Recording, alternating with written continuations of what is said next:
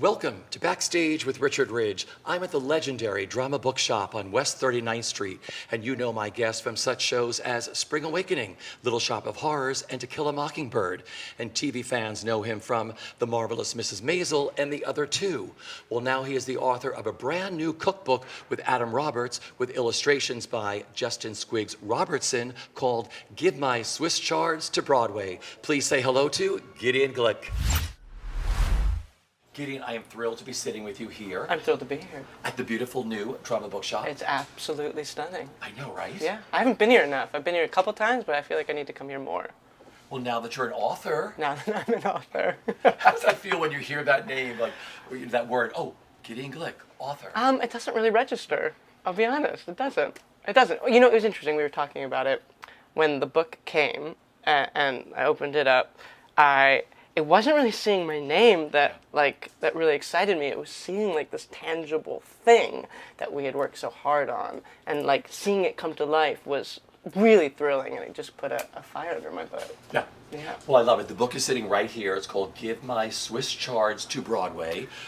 You co-wrote this book with Adam Roberts. I did, and yes. the illustrations are by Justin Squiggs Robertson. Exactly. Yes. So take me back to, first of all, how excited are you? Like this, like I said, you opened it. I mean, it's got to be really cool. It's so cool. Yeah. It is so cool. It's not anything I ever thought I would even do. So that's what's even odder and stranger. It sort of happened during the pandemic. I was a little bored, as we all were, and I started tweeting about the idea of a kid's book that followed a Broadway star who's a pizza named Bernadette Pizza. And then people started tweeting about it, and we started talking about different ideas like a bacon lane, or these kind of food ideas with Broadway. And then my friend Adam Roberts, who is an incredible chef, a food blogger, and a really, really incredible writer, we started talking about that idea, and then it kind of sprung to life out of there. We thought, okay, well, let's not do a kid's book. Why don't we do a cookbook that is an homage to the Great White Way? And thus, Give My Swiss Chards to Broadway was born. Okay, so first of all, just so if you hear noise in the background, it's a working bookshop. It's alive. The barista is doing their thing, making Broadway lattes and everything else here. So I'm sure they'll love to come up with a name like a Broadway latte. But, A Chicago we could do. Oh, okay. See, There you go. but there's going to be another book. You know that. Well, You're gonna have to write if the folks buy enough of them, maybe there will be another book. Fingers crossed. a children's book with Bernadette Pizza. Oh, that will always be close to my heart. Well, trust me, that's your next book coming down the line. Just so you know. So, how did you and Adam meet? Social media, just on Twitter. He started following me. I started following him back. I really liked his tweets. He wrote on The Real O'Neill. He's a really good writer. I knew his partner, Craig Johnson. He's a director. I was a fan of his work, and then we just became friends. Okay, so how did the two of you write the book when you're co-authors? Yes. Authors? Authors, oh yes. No, yes, kidding. yes. But did you write together on Zoom? Did you? Yes, what'd you do? yes. Yeah. We were meeting all the time. It all really started, and especially before we were like, are we going to do this or not? It started just us texting each other back and forth, just puns, recipe puns. And we were really just, it was kind of a balm during the pandemic to have that, because it would really crack ourselves up. And then we got to like 100 or so, and then we culled it to 75, and then we culled it to 50. We picked our favorite ones, and then out of that, we started, expanding, going inside, and say, okay, what kind of recipe will this be? And obviously, Adam is the chef, and so he took a lot of the brunt of that. But like, for instance, Chicken Breast Side Story, we wanted it to be evocative of the musical. So it's chicken breast, which is a great American dish, and then we have it's pineapple marinated, and we have plantain. So we wanted to have Puerto Rico and America, like the Jets and the Sharks. So we wanted it to feel like the musical as well. I love this. Yes, there was a lot of thought that went into it, and then obviously, we got Justin Squiggs Robertson to come in, because a lot of cookbooks have photography, and we felt like photography doesn't work for this. Yeah. This is about imagination. It's about creativity. It's theater. We wanted it to be we wanted to have a vitality. And the first person I thought of was Squiggs, and we asked him, and he came on, and he really makes the book sing. I mean, he really just gives it a life force that we're so thrilled about. So it's broken up into like appetizers? Yes, so we have appetizers with a Z, we have soups and ballads, we have main dishes, we have side-by-sides, and sweets charity. So, people are going to have like weekly parties now, or I monthly sure parties hope. where they invite people over and say, we're going to do these I really different hope. theme nights, right? They're really good dishes too. They're good recipes. They range from easy to complex, but they're not. It's a fun cookbook, and you could read it just as a book, but this also it's highly functional. These are really, really good recipes. Okay, so like I said, the West Side Story one, you could put the original cast album on, That's the or hope. any album, Yeah. the many versions of West Side Story, and cook. Well, that is the goal. So we have inside each recipe something called cooking notes, which obviously are ways to help, extra tips, and then also we call them listening notes. So there's trivia about the shows, and also perhaps not all of them have it, but songs to look out for. Because we hope that this is for people who obviously love musicals and know musicals, but we also, if you don't know musicals, we hope that this is something that could help you learn about them. So this is more than a cookbook. It's multifaceted. I love that. I think. A multifaceted book. Now, before we went on camera, I asked you, do you cook?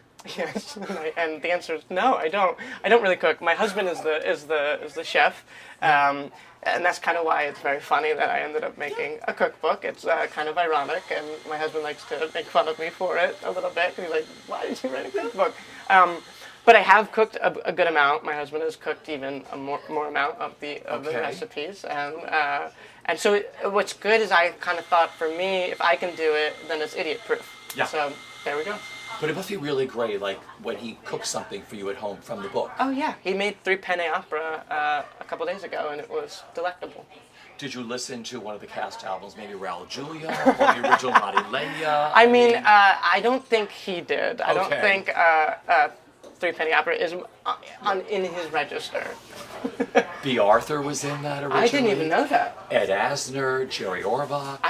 In Three Penny Opera? Yes, all Wow, Broadway theater wow. release, Well, Lottie Lenya is actually the only Yeah. person that has won the Performance Tony Award for an off-Broadway performance. See? We're learning things. We're learning things. And it's probably in the book. It is in the book. It is in the book. Yes. All right, so, you're going to do a signing here. Yes, we're doing a So signing. tell everybody, yeah. We're doing a signing here October 6th. The book comes out October 4th. You can pre-order it now, but the signing is October 6th, I think 7:15 to 8:30. Here at the Drama Bookshop. Yes. On West 39th Street. Just Yes. go to their website, and it's really cool. You hear the barista going at it. You can have any kind of coffee or anything else done while you're here. But they have everything here. I mean, the They have books here are everything. absolutely It's amazing. I keep getting distracted because I go, oh, I want to read that book. I want to read that I know. book. I watch your eyes catch like, oh my God, the Ted Chapin book. Everything was possible. Follies. There's stuff everywhere to catch your eye. Right? Free for All. Did you read Free for All? The Joseph Pat. one? Oh yeah, where it all That's a really good started. one. Yeah, totally. I mean, who knows if there'd be a Hamilton? Yeah. Without someone like Joe Patton. Yeah, I agree. Early on with everything he started. So, I'm so thrilled about this. We have a lot of your other, your career is sitting in front My of career us. in books. It's so cool. And they're all available here. And where? The Drama Bookshop. Bookshop. But, I want to charge you and I have never spoken about Spider-Man Turn Off the Dark. Yes. And I saw the show numerous times during Yeah. previews Yeah. and after it opened. So, tell everybody, you were part of the Geek Chorus. Yes, we're the geek chorus, like a Greek chorus. Yeah. We were a group of 4 that would kind of come together Yeah. to tell the tale of Spider-Man. And you were Jimmy Six? I was Jimmy Six. Yes. How did they give you that name, Jimmy Six? All of our names, and I unfortunately don't remember the Yeah. other geeks' names, but they all came from the comic book Yeah. lore and mythos. So they're all characters. So we appropriated the names because we felt akin to them, and those are our geek Spider-Man names. Well, the audience loved when you all came out during this show. Did they? Yes, they did. And I knew you already. I was like, oh my God, Gideon's going to come back on again. But I mean, when you look back at Spider-Man now, Yeah. what's your take on that? The time you worked on and working with Julie? I mean, it all kind of feels like a fever dream, right? Yeah. Because I think we did like 3 or 4 months of previews, and then when Julie, when they decided not to continue with Julie, they wrote our parts out as well, and so it was, 3 or 4 months is that's a run. Yeah, exactly. That's an actual run. So it's weird to have done like a full run but not have made it to the finish line. But it was were you enjoy teamwork? Like what? Come on, it's a gift. Yeah. A gift. And I look back on it still with so much pride that I got to work with someone like that, an artist like that. Well, I think the first time I met you was in the original press room down at the Atlantic Theater. Oh my goodness. For that first press day when you kids were so young at Spring Awakening. When So young. no one knew anything. Nothing. I mean, when I talked to you all, then you were all afraid you were going to be let go or something. I mean, I've talked to Jonathan and Leah, and you everybody was afraid, like. Well, I think we had no concept Yeah. of what it was Yeah. either. It's interesting because we did that reunion concert and then the documentary, and so there was a lot of, obviously we reflected a lot, and I don't think I understood until then how young we were, Yeah. how profoundly young we were, and to have that kind of experience, it's such an anomaly of an experience. Yeah. How life-changing was this show? I mean, because you have a family now. I mean, it's not just a group. You are a family that have stayed together. Yeah. Well, here's what's interesting also. You ask how life-changing it is, but again, at that age, I don't know if I could even perceive it as life-changing because it was so early in my life, so it's really just a part of my life.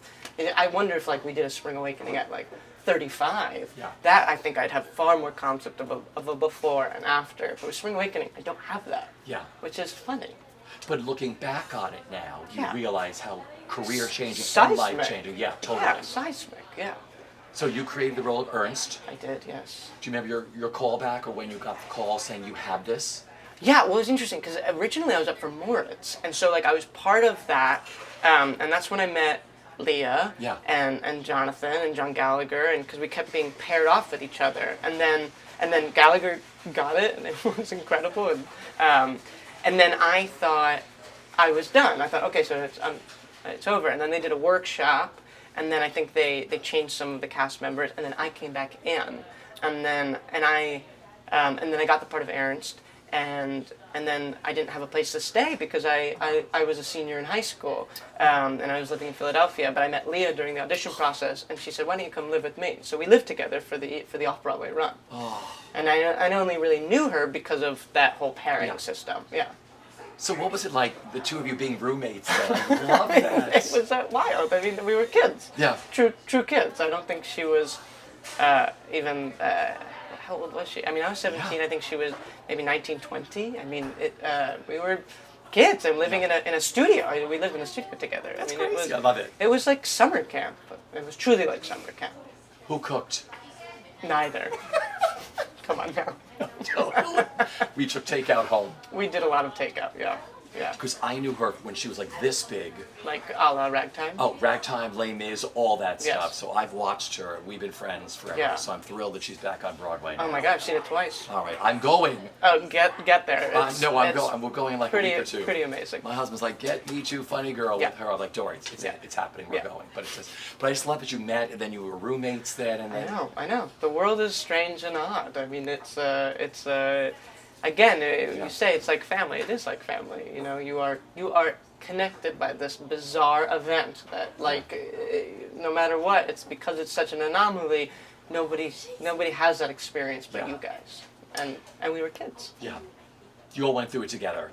Yeah, and I've said this before. It's like you don't have a at that point you don't really have a network of people. Yeah. At this point, I have the people that I've met and I have many years to say, okay, these are my people. At that point, you don't have that. And so Yeah. those are your people, no matter what. Yeah. Yeah. You know, you and I have spoken about this before. Significant Other by Joshua Harmon. Incredible play. All right. I have been going to the theater in New York and seeing plays since I'm 11 years old. And I've seen everybody, all the greats, do plays. Your performance in Significant Other will remain one of my top 10 That's very nice. forever. Thank you very much. And I was going to ask you, looking back at this, what that meant to you being a part of this and having a role that is like, I don't know, when actor meets material and material meets an actor. It doesn't always happen. It doesn't always happen. And then you get this explosion. Yeah, Yeah. I it's interesting when I was asked to do a reading of it, which I knew is sort of my audition, Yeah. because it was for the roundabout, it was for everybody, and I read it, and when I read it, it was like this magical experience where I went, oh my God, this is I have to do this. It doesn't happen that often. And sometimes you get it and sometimes you don't. This was a thing where I felt this like kind of this force of nature where I said, oh, this is me. I'm going to do this. I need to do this. It spoke to me so much, and I loved reading it. And I just kept reading it over and over and over again. And that doesn't always happen. That you're actually excited to kind of come back to it and read it again and again and again. And then it just happened, and it was a real gift, just a gift. And what a cast! Incredible cast. Barbara Barry, Lizzie Mendez, Sass Goldberg, John Bellman, Rebecca Neely Jones, Luke Smith. It just was it was a party. Yeah. It was a true party. People always say, oh, wasn't that really hard to do every day? And it wasn't. It really wasn't. It was just, I had the best time of my life. And it was an exorcism of all these feelings, too. And it just was, it's interesting when you do a show that you don't leave the stage for. It's kind of like, I think of it like surfing. You just get on and then you just get off. And so, weirdly, it's sometimes, I think, harder when you have to leave the stage and then come back and have breaks. I actually like, or maybe I'm a glutton for punishment, I don't know, but I really like that kind of concentration, that it's so concentrated, and then you're done. But the emotional arc that you take in that show, it's so beautiful that you just get to continue it and there's no stop. It's also just gorgeously written, yeah. So you don't have to do anything. I mean, that's kind of you don't have to push, you don't have to reach for it, you just say the words, you show up, you listen, and then it kind of takes care of itself. And that is, there's something called ecstasis, which is the Greek word, it's ecstasy, but that's to leave your body, where you're not thinking, you're just being, and that's kind of what I felt doing that show. See, that's the kind of acting I saw. It's like you left your body. Well, thank you. That's really great. And Drama Bookshop said they just get this in nonstop. This I just love sells it. all the time. Yeah, I think colleges do it a lot too, especially that scene in the second act between Jordan and Laura. I think it's a really meaty scene, and it's also very universal, which I think is kind of what people responded to with that. Okay, one of your first big ones was Speech and Debate. Yes. By Stephen Karam. I mean, favorite memory. Favorite memory? Oh my God, I can't. I don't have one. I mean, I got to do.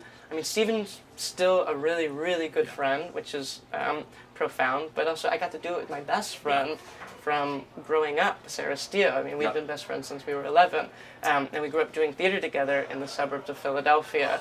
And to get to do a play together in New York at that level was so incredible. And also at that point, I don't think we really knew what we were doing. Yeah. It was instinct. We were kids. I mean, I think we were both 19, and so it wasn't craft at that point. It was just instinct, and really special, and also just an incredible play. Now you talk about instinct. You never took acting lessons, did you? I did not. No. Wow. Yeah. I grew up doing it. Yeah. And I was a kid actor in Philadelphia, and then my senior year I did Spring Awakening off Broadway, and then I was going to go to NYU, and I took the year off to do Spring Awakening on Broadway, and then I left to do Speech and Debate, and then go to college. And I thought, I can take a class, and I've taken the classes here and there, I just didn't do conservatory training, but I thought, okay, if I have this, a lot of money going into this, and it's a lot of time, why don't I try to do something that I know that I'll never do later in life? And so that first year I just kind of was exploring different things, and then I really took to art history. I found it really, I responded to it, and all of a sudden I in high school, I think I didn't have, I always wanted to do theater, and I thought, oh, I'm just going to be an actor, so I didn't take it very seriously, and this was the inverse, and so I took it really, really seriously, and I really loved it, and it was important to me, and so I feel really, it's a double-edged sword. We live across the street from Juilliard, and there's always a thing where I go, I should have gone to Juilliard. I should have trained. Like, what kind of actor would I be? But at the same time, there's this wealth of knowledge that I have that I'm really, really happy that I have, and it's, I think, really helped me as a performer as well. You learned by doing and working with the best people. I've been very lucky. But you said instinct. Instinct is a humongous part of this. That's a big part of acting, too, It is. from the point of view you have that naturally. Yeah, well, I think also not overthinking is obviously you have to prepare, and you have to do your work, and there is that, but then there comes a point where you just have to let it go and just let it be and listen, and that's what you got to do. I'm fascinated by that, but I've spoken to a lot of great people, great stars. I've never took a singing lesson. They never took an acting lesson too, so I love that. Well, Barbara Streisand, Thank like, you. she also didn't even consider herself a singer, which Yeah. was crazy. She considered herself an actress, and then she was like, yeah, I guess I could do this, and then she started doing it, but she hadn't even trained. It's wild. But I think if you just go for something in your life and don't listen to other people and listen to those voices and everything else, just be. Yeah, just be. I And know it's a hard thing to do. I think it's also when Yeah. you become myopic too. I think Yeah. that can also be tricky. So why not experience the world? I think as performers and artists, we should have a point of view, and that comes from experiencing life. Yeah. I think that is more important than being career focused and being craft focused to an extent. Okay, you got Tony nominated for your incredible performance as Dill in Aaron Sorkin's To Kill a Mockingbird. Yes. I mean, I don't even know where to begin to ask you, like, vivid memory, but I mean, there must be so many wonderful experiences. Oh, yeah. Because we spoke a lot during that, and you were like, Richie, this is just so magical. It's so magical. Yeah. Honestly, getting to work with that cast, but specifically Celia Keenan Bolger, Oh, Will yeah. Pullet, I mean, that was, we were a real unit up there, and that was a very, to do that nightly, it's a hard show to do, and it was also emotionally, but it was also hard to kind of, traverse these adult Yeah. characters and these kid characters. But we really had a volley and a language with each other that comes from love, like true love. We were happy to see each other every day. We used to cuddle underneath one of the dressing room tables and eat candy. I mean, we regressed, we were children, but it was a really, our connection was, I've been saying profound a lot, but in this interview, but truly profound. And I think it's what made us excited to go on stage every day. Yeah. You have moved effortlessly into film and television. And I know when you were doing Spring Awakening, you made your film debut opposite Cynthia Nixon and Yes. Ethan Hawke. Yes. I mean, how incredible was that to You like, really know your stuff, Richie. hello, I've known you forever, but Yeah, I mean, that's true. to have done Spring Awakening, never taken an acting class, and then to have worked on your first film. What was Yeah. it like being on the set with them? Yeah, we actually we filmed the film before Spring Awakening. Okay. And that was, I mean, I was already a big Sex and the City fan, Yeah. so I was like pinching myself that I got to work with Cynthia.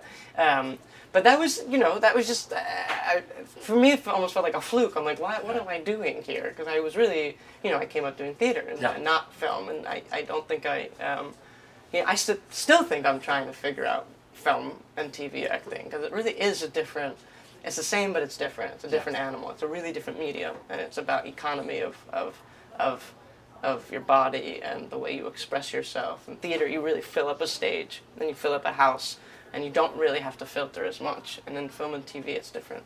Because I spoke to Jonathan Groff, and I said, Jonathan, did you grasp it right away? And he said, he made the Ang Lee movie, Taking Woodstock. And Yeah. he comes out of this big helicopter in his first big scene. He said, I'm sweating in there, like just thinking, whatever. And Ang kept saying to Jonathan, less. And he's like, is anybody going to hear me? He's like, yes. But he said, It's true, though. That was like for him. It is true. It is really, really true. It's a calibration process. It's like here, right? It's, Yeah. But if you start doing this, Well, all of a sudden, with my hands. nobody is listening. Nobody's listening. All right. The other two, fabulous. Yes. As I point my incredible fingers show. at you, as I throw my hand at you. The other two, what a fabulous series. I love that show. How much fun was that to do? It was super fun. I mean, I've never Yeah. gotten to be a part of something. Well, actually, no. Maisel, but Maisel came after the other two. But where I was a fan first, where I really enjoyed the show as a spectator, and to then get to be a part of it is so neat, because you're invested as an audience member, and all of a sudden you're doing it too. But I've never laughed that much in doing anything. I mean, these are funny people. And also we have like Kalina York, who's a theater person, so it didn't feel like and Josh Segura, like I didn't feel like I was outside of my realm of comfort. And then Drew Tarver is absolutely incredible, and I loved working with him. We had good chemistry. We got along really, really well. And then you get to work with the greats like Ken Marino and Molly Shannon. I mean, like what a dream. I wish I could still be doing it. Okay. Take me back. Then the marvelous Mrs. Maisel. Yeah. I mean, that had to have been a magical set, because you're in a whole other world. Truly.